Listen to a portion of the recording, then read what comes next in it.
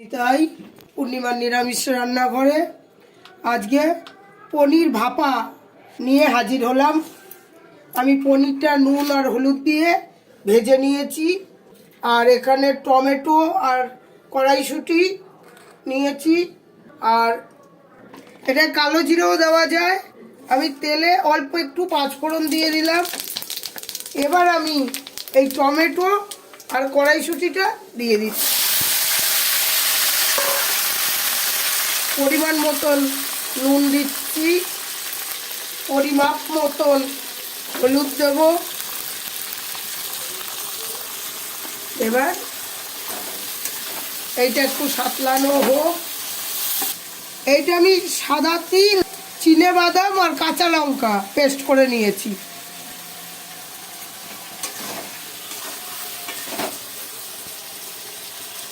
খুব ঝটপট রান্না। আমি 2 মিনিটের জন্য একটু ঢেকে দিচ্ছি। ঢাকনাটা সরিয়ে দিলাম। টমেটো আর কড়াইশুঁটিটা সাতলানো হয়ে যাচ্ছে। এবার আমার বোঝাই যাচ্ছে যে তেলটা ছেড়ে দিয়েছে। এটা কিন্তু মশলা দেওয়া হয়নি, শুধু টমেটো আর কড়াইশুঁটি। এবার আমি এই যে মশলাটা করে রেখেছিলাম, তিল, চিনেবাদাম আর কাঁচা লঙ্কা, এটা দিয়ে দিই।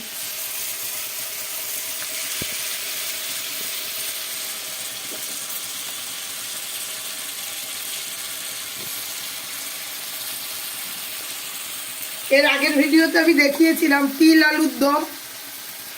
আজকে তিল দিয়ে পনির ভাপা।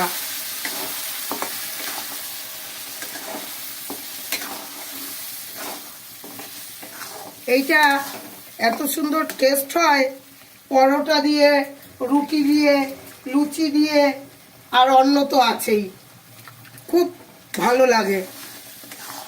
এই যে পনিরটা এবার দিয়ে দিচ্ছি।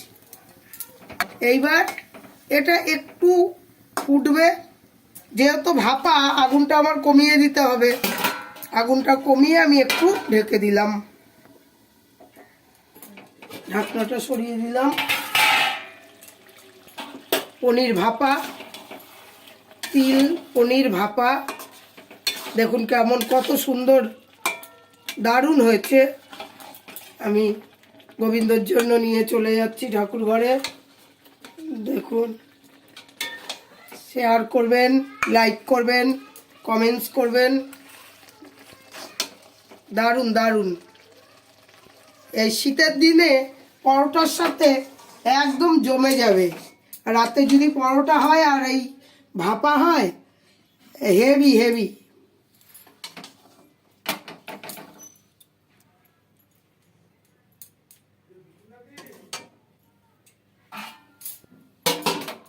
জয় নিতাই, জয় গৌর হরি, জয় রাধা মাধব।